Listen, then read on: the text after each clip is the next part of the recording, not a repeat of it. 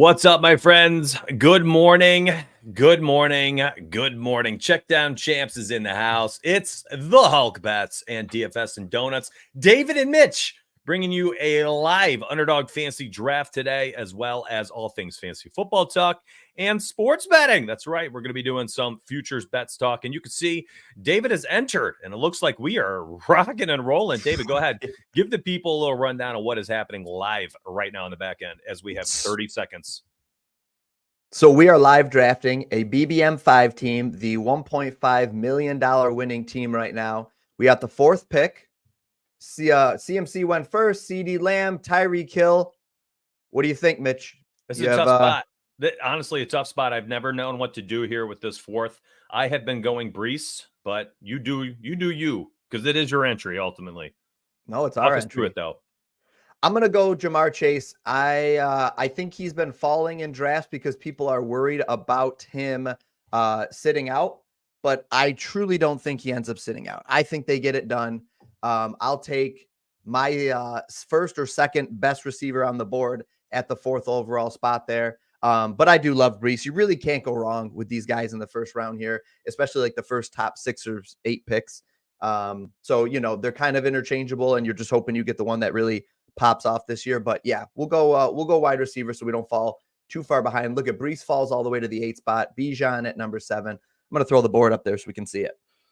Looks good. I love this. Love this look right here. This is the coolest part of Underdog Fantasy is being able to look at the full board, watch the draft, live draft fill up. Anybody, you know, old heads, you dusties out there, you remember the old poster board up in the basement of your friend's house when you're, you know, trying to put together these, you know, in-person live drafts. Now, this is that version of that, but online. It's the board where you can see, you know, and everyone used to do this, but used to get like the CBS delivery and it would be this big old board and you put like the stickers, the name stickers, you put them up there, you know, second round, 7th pick, and you're putting the names up and it looks so cool.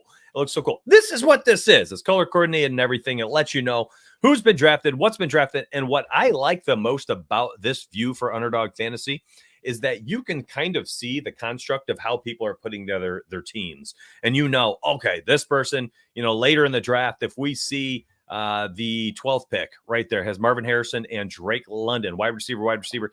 Well, we know when they're potentially going to be taking a running back. We know, all right, they still need a tight end in round 8, or hey, they haven't drafted a quarterback in a while, but maybe you're also trying to stack Atlanta for some reason. You better take Kirk Cousins before that person does at the 12-13 turn. That's just kind of my favorite way to use this view. Now, a lot of people will usually just use the other one because they want to have, you know, all the info up in front of them. But the beautiful part is that little pop-out window next to the X allows you to do everything. You can pop that out. You can slide it off the screen, put it on another monitor if you have it, and you can do it that way. Another way to do it, if you got your cell phone, enter it in both places. And then you can, you know, have the draft board up, but then also be doing it on your phone. So it's coming back around. These are very fast drafts. This is a 30-second per pick live draft for the 1.5 milli, and we are coming up on the 2 point, whatever that'll be, 2.9. David, what are we doing? I like Ayuk here. I think it's a good spot for him. I'm thinking that we get Ayuk here, and then we wrap around with somebody like Achane or maybe Metcalf, or we could go tight end, but I don't know. Do you like anybody over those guys? Who do you like here? Do we see if like Neighbors falls or grab Neighbors or Evans here? Well, go ahead and sort it by the ADP overall. Yeah, it is. Yep. Okay. I'm a big fan of Mike Evans. So if he falls to us, okay. You know, this guy has had 1,000 yards receiving for like 8 straight seasons. You know, had 1 billion touchdowns last season. He's been more healthy than you think he is. He is seemingly always banged up, but you know, he plays through it. Yeah, he plays through it. And that offense has not changed. My gosh, it's just going to be Baker throwing the football in an inefficient running offense. So give me Evans if we can get him. The only thing that's interesting about that spot is that they lost their OC this year. Canales went to Carolina, and he's the guy that really revived Baker. And I just hope that Baker still sees that same success. I don't think it really hurts Mike Evans as much, but just the offense in general, potentially. And Chris Godwin moving back to the slot is something I'm really interested in. I think that only helps a guy like Godwin because that's like his natural spot. They've been trying to move him around and take him out of his element. And I just think that, he's just better in the slot. I would suggest if we are not able to get Evans, is Achane still there? Because that had me salivating. So you like Evans over DK? I do, but let's look at the running backs. Because if Henry Achane's or still there, Pacheco? oh no. I would go. Yeah. You like Evans? I do. I feel like guaranteed targets. All right. I'll give you Evans. All right. Let's see what we got. So potential stacks. We have Detroit, Carolina, and Denver are our three potential stacks right now for the three guys we have on our team. So keep that in mind for week 17. Go ahead and talk us through the stacks because I'm sure there's people tuned in this morning from our betting space. That's like, what's stacking all about? Why do you do stacking in this tournament with 600,000 entrants? Yeah, so you'll want to stack week 17 specifically because if you get there, obviously you have to get there first, but if you get there, you're hoping, if you really want to win the $1 million, you're hoping that you have the team, the game, you have exposure to the game that week that just goes nuclear. So the best chance of that happening is not to be spread out all over the place. The best chance of that happening is to stack up a game that you think has the potential to pop off. And it doesn't even have to be like the highest scoring game. Like everybody's going to stack San Fran and Detroit because there's a lot of pieces there. There are high powered offenses, but if that game's a tight game and it's 17-14 and ends in a lower scoring game there, those guys are going to be kind of dead in the water. Whereas if you stack a game like Indy and the Giants, that doesn't look that pretty, but all of a sudden it pops off and it's 31-27.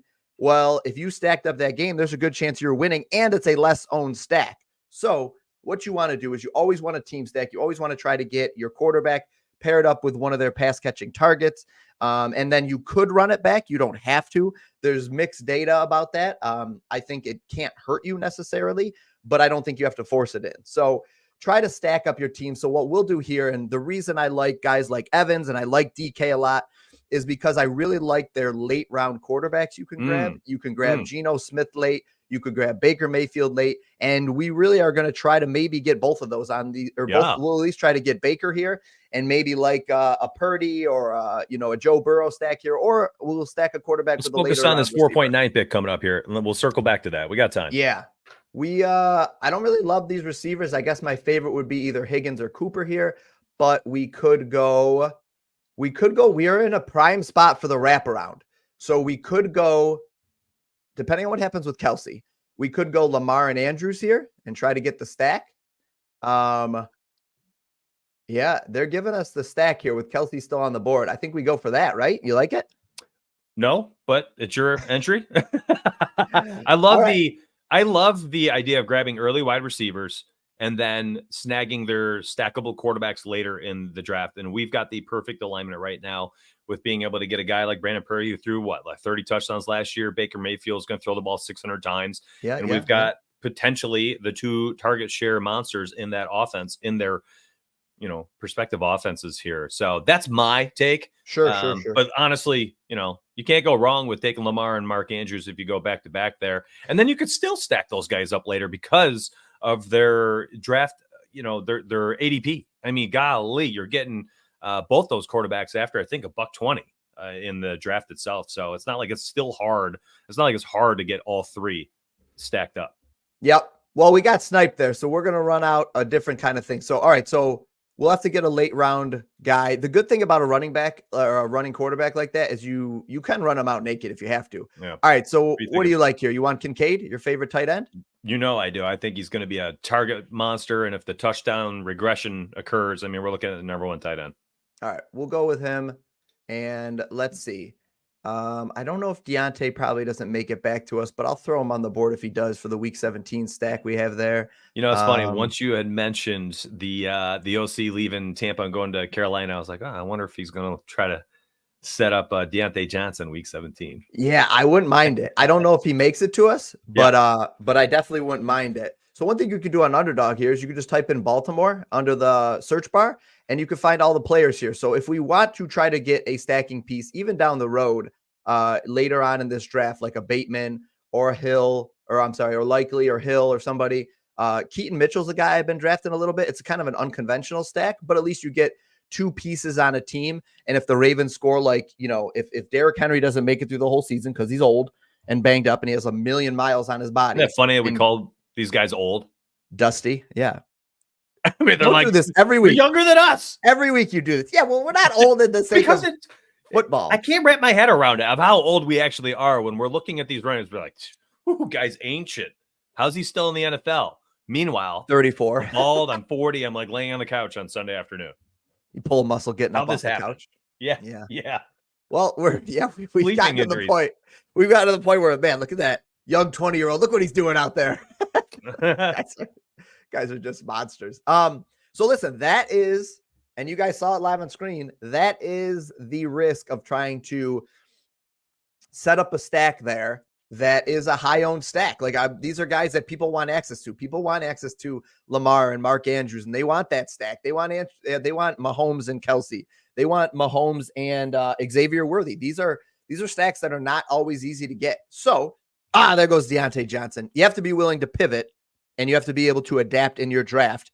And I like the good thing. Here's the good thing about getting the quarterback we got is we can roll a Lamar Baker team out there or Lamar Purdy and be totally fine. We don't need to grab a third quarterback. So that opens up some flexibility in my roster and our construction. Whereas if you build a lineup of Brock Purdy, maybe he's borderline, but let's say we had a lineup of like a Geno Smith, who I love this year though, and a Baker Mayfield team.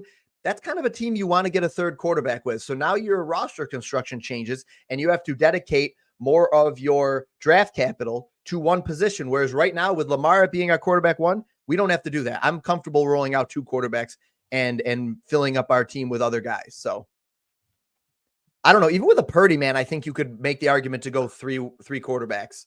It's borderline. Let's look at the overview, the draft board. Mm-hmm. I'm just curious. I'm going to see what we're working with. I'm going to see who's around us. Yep. If you do the pop out, I think you can just make that like a full screen real quick too. I got you. The only thing I do know when you do the pop out, yeah, you can't see your pick. You can't see who you're coming. That's why I usually have the cell phone. Oh yeah, that's true. That'll work. We could go back. I think you got to close it down and stuff. Man, I really like that Kincaid pick. We got that at the right time. I can't believe. Well, maybe I can, but Trey McBride going before Kincaid. Yep. That's the general consensus this year. I don't know if it'll end up being right. Going before Kincaid as well. Ugh. Sometimes he does. No, this one he went after, but he does go before him sometimes. 1, 2, 3, 4, 5. Oh yeah, you're right. Sometimes he does though. You think through it. I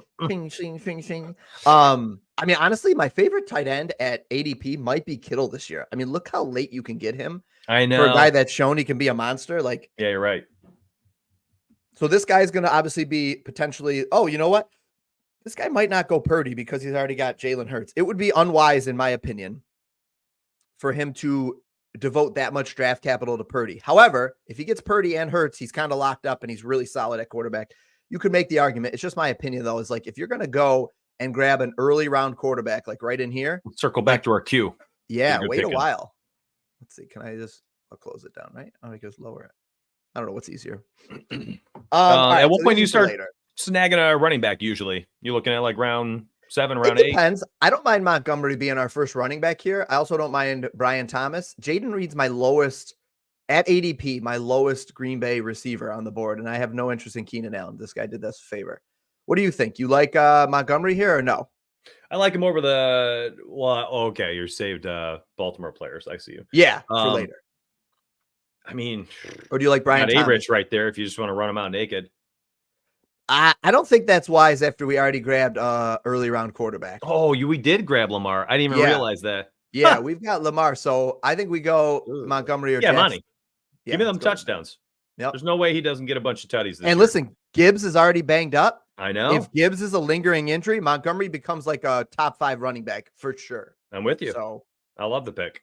Now we have to get I think we had talked about that earlier this year of just how undervalued we thought both Monty and Mostert were, just because of their touchdown equity. Now, Mostert being 32, of course, is going to, be baked into his ADP, which I believe is like 90-ish. So, might be a fine RB2 target later in the draft as well, because I think people just look at that age. They look at Jalen Wright, who, by the way, looked great last night. But again, he was against like third stringers. I was watching that game at a draft at a friend's house. And the kid looks amazing. He just looks like Devon Achane, just a little bit slower. But both him and Achane, man, they're smaller guys, and Mostert has shown this amazing propensity to score touchdowns. I still feel like he is just being underdrafted this year. Mostert at 88 ADP. Okay, he's moved up. Listen, if we can get Brian Thomas here. Oh, you love him, don't you? I did. I like Ladd over Keon. Do you like Keon? Do you like Keon what more? What do you mean, do I like? But here's the deal. We already have got Kincaid, so I think it makes more sense if since we don't have Josh Allen, to roll out a different guy. I'm with you.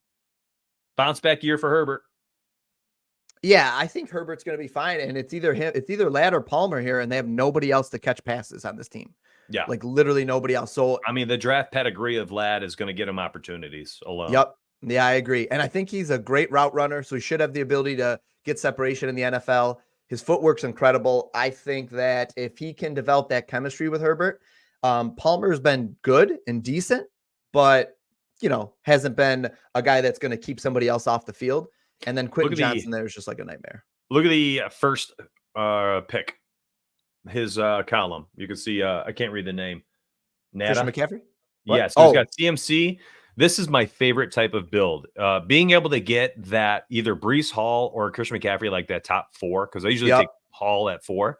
I know people are like, zero RB. But if you can get one of them workhorses like that, and then you can just grab all sorts of high upside wide receivers, I freaking love it. Now, I'm not entirely in love with the Cooper Kupp, Chris Olave, picks in there, but I probably would have gone Devonta and then Devontae at the 24 and 25 picks. Adams just with that touchdown equity upside, and like you had mentioned the other day, and off the show with me, Gardner Minshew is a decent quarterback. At least he can help you put up some stats. So, but I love that build. I freaking love that build. I think he's got a good build going. He's going to grab a late round quarterback target. He's probably going to try to grab Jaden Daniels, in my opinion. Let's watch that, because that's my guess, is that he grabs Jaden Daniels. Maybe. Oh, Jaden Daniels already went.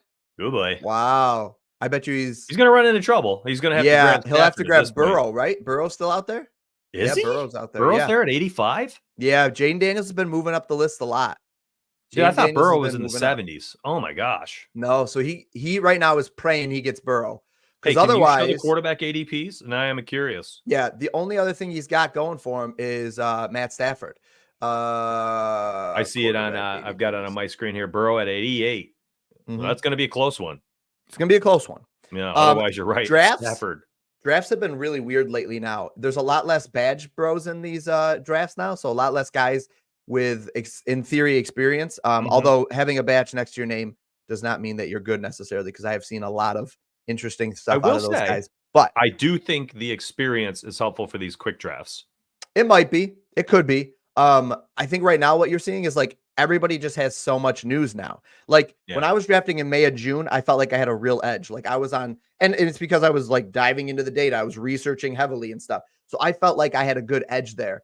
I feel like that playing field is leveled out a little bit. And it's gotten to the point where guys are just grabbing their guys. So actually what I was going to say real quick though, is this team, we talked about this guy, the number 1 spot, what I would have done if I was him, and he could have done it so beautifully. CMC, he could have gone, I would have gone CMC, DK, and Mike Evans right here. And like, I would have loved that start.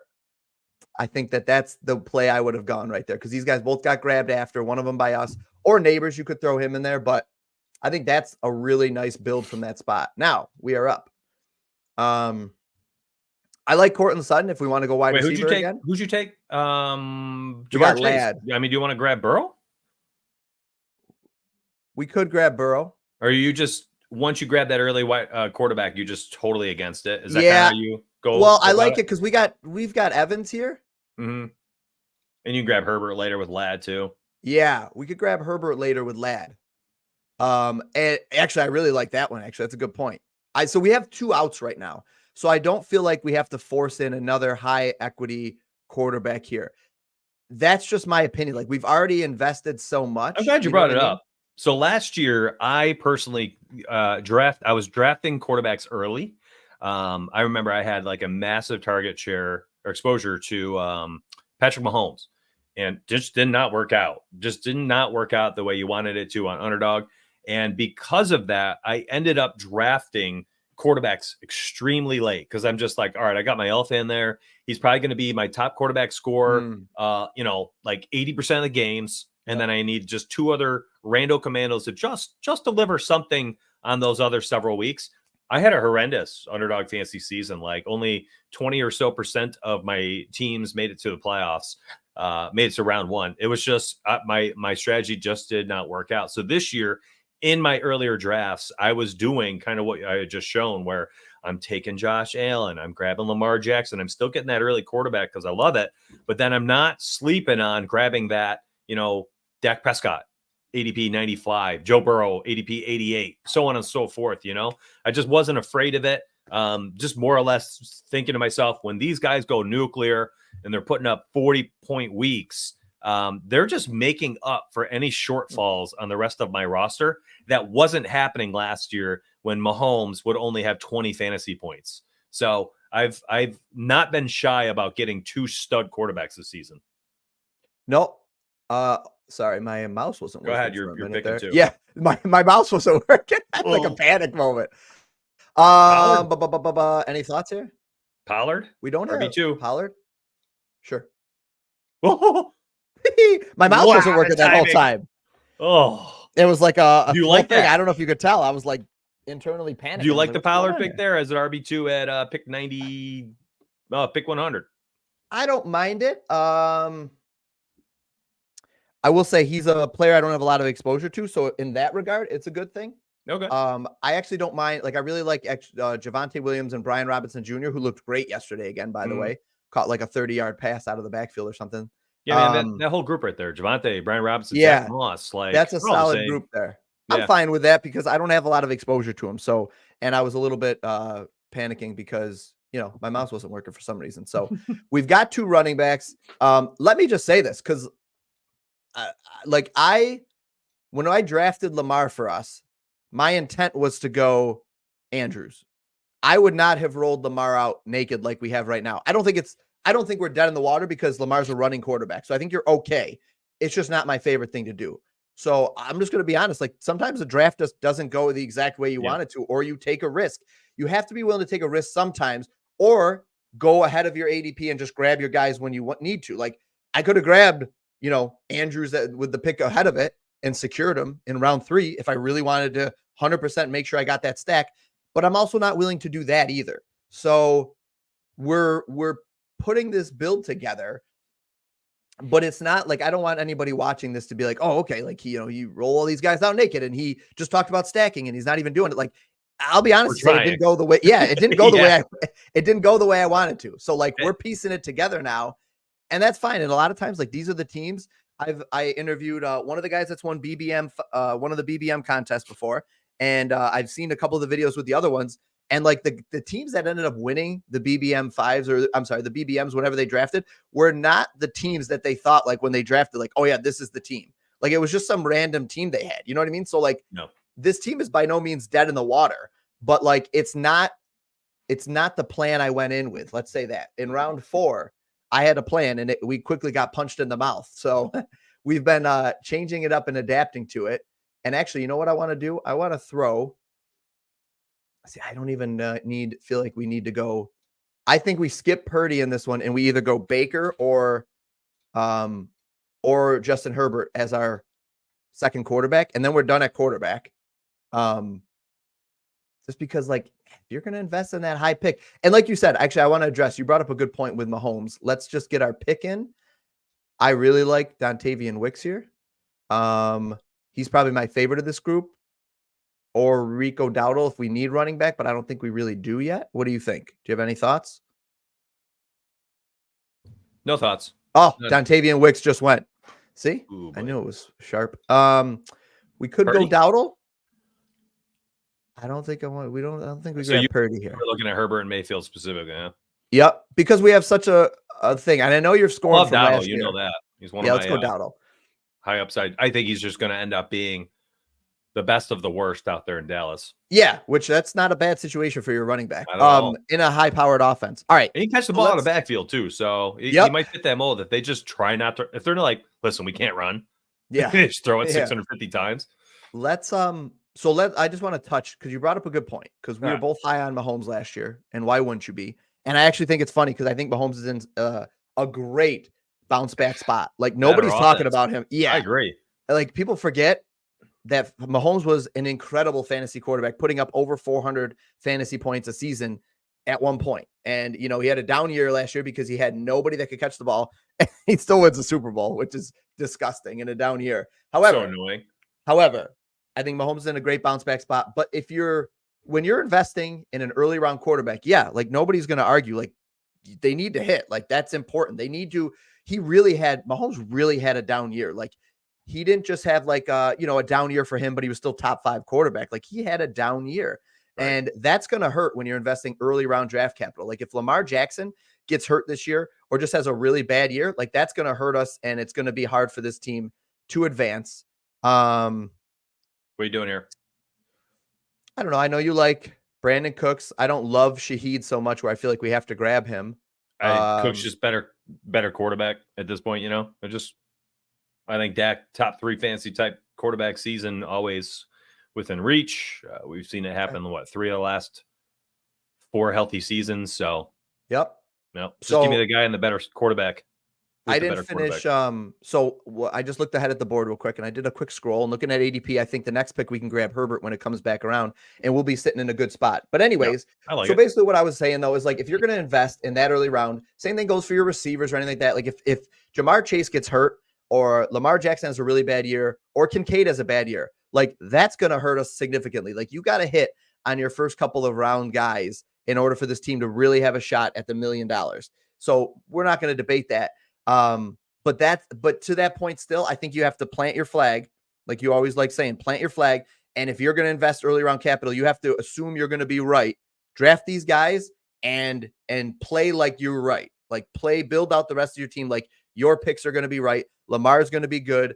MVP potentially. Dalton Kincaid's going to maybe lead the Bills in targets and not draft like a handcuff for them because then you're drafting like you're wrong. And then what's the point of even drafting those guys? You know what I mean? Do we have time to look? Long take. Do we have time to look at? Yes, we do. Let's look at the other rosters and see what their stacks look like. Like who's put together a stack so far through the 12 rounds. All right. So let's just start because usually it starts with the quarterbacks. So let's see. Hurts over here. This guy's rolling out Hurts and AJ Brown. See Josh Allen, Keon Coleman. Josh, Keon Coleman, Patrick Mahomes, Hollywood Brown. So everybody's kind of getting in on it. Let's grab Jacksonville. Does he have any? Christian Kirk. No other stack. Yep, Christian Kirk. Yeah. Kirk's up there, and look at Gabe Davis. Oh, he's got two-player stack with Trevor Lawrence. Yep. Not a bad position to be in with his second quarterback, with Mahomes. All right. So, hey, we had a little bit of a scare there. I was just looking at it. This guy at the 12 spot has no quarterback, and he drafted Josh Palmer. So I was like, is he going to grab Herbert there? If I was him. So he's going Cousins. He's got 2 Atlanta quarterbacks. Yeah. Yep. He's got to probably go Cousins. But yeah, man, that's he's putting a lot of faith in that. But yes, you're right. So that was like a little bit of a scare there. That's why this view is nice. Like we know later, like let's say for whatever reason we were trying to get Cousins with Pitts or something. We know now we probably got to take him at this next turn because he has now Mooney and what's his face out there? The who do you have? Mooney and Drake London. Drake London, thank you. So he's got 2 wide receivers. He's going to grab Cousins on the wraparound here. There's no way that he lets it go. It's just ain't happening. This guy's got a nice stack at the 2 spot with CeeDee Lamb and Dak, and then Richardson and Adonai Mitchell. Beautiful. So he's doing. He's got a nice stack there too. Yeah, he's built it up nicely. So look at this. Herbert's going to come up perfectly. Already lost the league. What'd you say? I hate knowing we've already lost. Your quarterback guy, my quarterback guy, our top 2. Yeah, he's got a good team. It's over. He's got a good team there. Listen, Herbert's going to surprise everybody and play. Listen, everybody forgets about Herbert. Yeah. People forget. Because honestly, I don't think they're going to run very well this year. I just don't. So I expect them to go out there and heave the ball. And he's got a great offensive line. Finally, like Tremendous. the best offensive line he's ever had. Tremendous. So yeah, no, I like this. Yeah, you're going to see that running back by committee. I don't think they're going to run that well. I think he's just going to chuck the football a ton. Their defense isn't the greatest. So I expect some high-scoring games. 600 plus passing attempts while healthy. I love it. Isn't that going to be so funny? Listen, didn't he finish as like QB3 or something the year prior to last season? I mean, he was literally like a top everybody forgets. Yeah, they do. Yep. We have very short memories. Yep. Recency bias going into these drafts is insane. So I like the idea. I think Downs is going to get snagged up here. Oh, we're on the board. I like the Leggett pick. Let's grab Leggett. Yeah. Yep. Let's grab him for our stackability. We're stacking up this team nicely now. That's the thing, is that we didn't panic. We got punched in the face by Mike Tyson, but we didn't panic. And we're putting together a couple of really nice stacks here. And don't sell our team short. We're going to grab a late round stack with our quarterback, Lamar.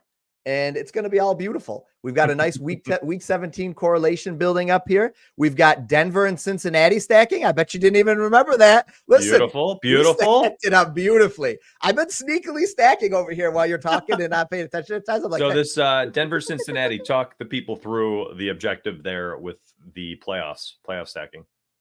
Yeah. So really, it's just that this game goes crazy, and it absolutely could. Specifically. In the playoffs of Underdog Fantasy. Okay. Well, what do you mean? You want me to like hash this game out, how it could go? Nope. What is the strategy? What's the theory behind focusing on a Week 17 game for your Underdog Fantasy draft? I'm sorry. I thought we already did that, but I could do it again. We were talking about. Okay. I'm going to send you the clip later on. I think we already did this for your new viewers. For the new viewers. Yeah, new viewers. Basically, the thought is that if you get to listen, if this team gets to Week 17, Mitch and I are watching these games together on Sunday. We're sweating out $1.5 million, and we're watching the Denver Cincinnati game with our faces glued to the screen, eyeballs not blinking, even though I just blinked. And you're hoping that game is like a 30 to 27 point game there, 30 to 27 in favor of Cincinnati, where Cincinnati jumps out to a big lead. Two Jamar Chase deep touchdowns. He's got 160 yards and 2 touchdowns by halftime. Our fantasy team is going crazy. And then on the comeback of that game, because Denver's behind, Cortland Sutton is just eating up targets and catches. Gets a late touchdown late in the game, garbage time touchdown to give himself 168 yards, 11 catches, and a touchdown. And now this team that we have that stacked up Week 17, Cortland Sutton, Jamar Chase, is sitting pretty. We got a couple of Dallas guys. Maybe Dallas scored 40 points that week because they stink and they're down and they're just throwing the ball the whole game. Justin Herbert hits Justin Herbert hit Ladd McConkey for a couple of touchdowns that week, and we win $1.5 million. But that's the idea, is you want to stack up a game, stack up a couple of Week 17 matchups, and hope that you hit on the game or the games that go crazy that week. And it's just a back and forth, up and down the field game, and your guys are just getting peppered with targets and touchdowns. Love it. That's the idea. I listened to like probably 40% of that, which is much more than the first time. Yeah, no problem. I think I'd like to get Bateman here, and it's not going to feel good. There's probably a better direction to go, but I just don't want to leave our quarterback out there without any pants on. Nate, here's where I differ in these opinions. I think that the late round target stacks are mostly irrelevant unless we're targeting guys who have like some touchdown equity. And I'm not entirely sure if Bateman is that guy. So when I look at you want to go Thielen here? No, I would actually go Mayfield. Just to hope we capture his 2 or 3 random 400-yard, 4 touchdown games that he gets. I seemingly has got that all his career, like 2 or 3 weeks a season where he goes nuclear, and then a bunch of subpar weeks. I feel like that just could win you an actual, potentially win you a week. Have a massive high scoring week. I don't know if a guy like Bateman does that. I mean, are we going to have 150-yard, 2 touchdown weeks? Where he's supplying the one thing I'll give you.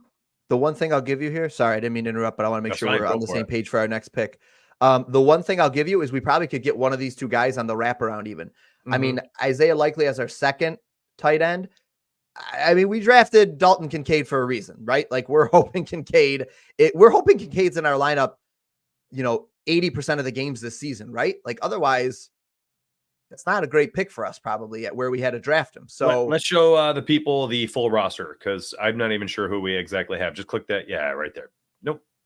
What, you How want about to see the other just one? our team on the side? Yeah, just our team. I'd like to see it. I don't even know who we have. Like this? Beautiful. I love the quarterbacks. So the only difference I would say if this was just me in here is I probably wouldn't have grabbed a third quarterback, but we have some great correlation there. So there's nothing, and I'm not going to say like that, we're that look at, he's going to be right there. Do you want Likely or do you want Bateman here? I think we got to grab one of the two. Your call, your entry. I think Likely gives us the potential. Like, what if Andrews gets hurt again? I mean, Likely is potentially a top 5 tight end, and he has shown he is really freaking good. Look at Bateman goes right there too. It was meant to be. Beautiful. We're going to grab Likely here. And that's perfect. Now we've got 2 tight ends. Listen, we got 2 tight ends. I gave you 3 quarterbacks. I think I'm only going 2 tight end on this build, and we're going to try to build out some running backs from here. That's my kind of plan. I actually love it. If somebody falls to us. Yeah, I mean, dude, you got to play that tight end angle too. Like if Likely ends up being the tight end one out of Baltimore, I mean, my gosh, we got dude, 2 what stud a freaking steal. Yep. We've got 2 stud tight ends stacked up with the quarterback. Now our team is sitting cooking. Yeah. Now we're looking. I mean, you want to talk correlation and stacking. This is it. I mean, we got it. We got all 3 of our quarterbacks stacked up with not their primary targets, but potentially primary targets. Fine. Well, yeah, but potentially. It's a good way to differentiate yourself in drafts, by the way. Yep. Absolutely. That's a good point. Yeah, that's a good point. You don't always have to get the number 1 stack. We got a little bit of, we've got Dallas in here. We got 2 guys from Dallas. So if Dallas blows up that week, we're hoping that these guys are part of the reason why. Look at this. We got Baker. We've got Baker stacked up with Evans, quarterback 1, wide receiver 1. We've got Leggett, who's a nice rookie out there. Could be the good number 2 to Deontay Johnson. We did good. When getting Leggett, we could have waited. Another option. So this is the thing, is I liked that when we got to the middle of the draft, sure, the Lamar Jackson pick didn't go the way we wanted it to, but we gave ourselves a bunch of outs. Yeah. So like we drafted players that we could stack later on in the draft, like Baker Mayfield, like Bryce Young. Like, is the sexiest stack? No, but if Bryce Young has right, exactly. If Bryce Young has a better year, we can, and you can get him late in this round. Look at this.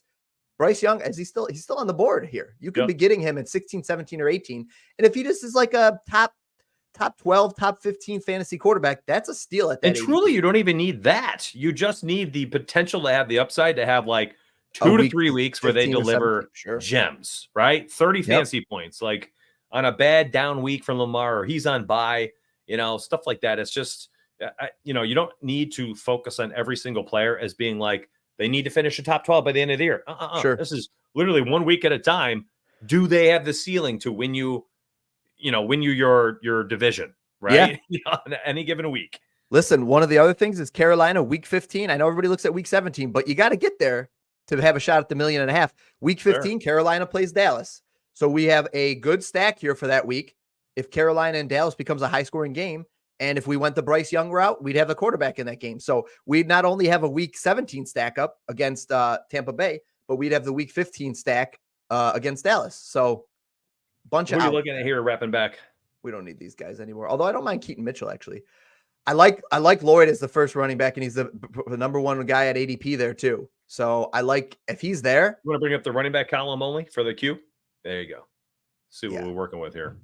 I think Lloyd's the pick with honorable mention to Hill, but I think Hill could be there on the wraparound for us, honestly.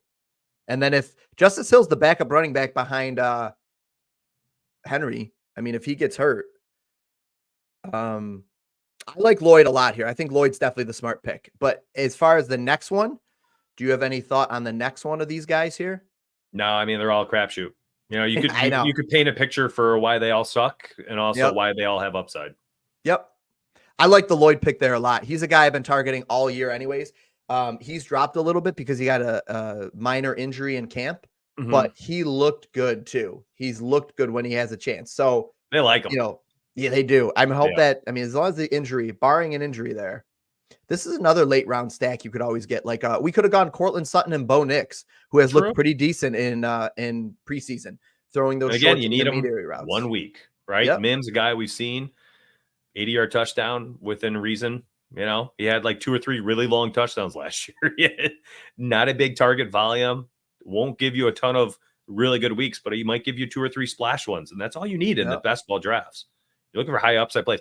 Guys like Elijah Mitchell are my kind of targets late rounds. Like, okay, we don't have CMC. What if CMC gets hurt?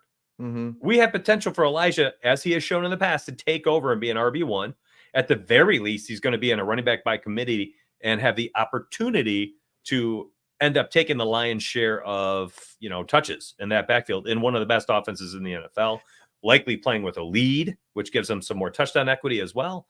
So I love picks like that over guys like Kendre Miller in a bad offense, who we also haven't seen necessarily be like, a league winning type talent. I think Kendre might get cut and actually go to a good team here. I'm fine with Mitchell here over Hill because I don't love Hill. I do like Hill. Mitchell. I'm just talking in general with these last couple picks. I'm always focusing on, what type of upside, not necessarily the position they're in currently. It's just like, hey, worst case scenario for the starter ahead of them. Like, this is a guy I want over Roschon Johnson. Well, here's the thing. I will give Rojo a little plug here. So I like the Hill just because now we have a little bit more of a stacking piece there too. I like what you said about Mitchell. The same thing you described for Mitchell is essentially Justice Hill, because in a great offense, it's going to be playing with the lead. If Derrick Henry gets hurt, well, now Justice Hill is forced into the number 1 spot. The only nod, Mitchell he's shown that he's done good. They have another guy there that they also like though too, that gives me a little pause. Not that Keaton Mitchell isn't that player as well. So they're both in very similar situations. So like, to me, it was like almost like a coin flip. Like, who do I have less of? And I just want to get exposure to that player. Stacking kind of thing. Like anything. Don't sleep on Donta here at the last pick either. Who? Donta Foreman. Yeah. We got no Chubb for about minimum 8 weeks.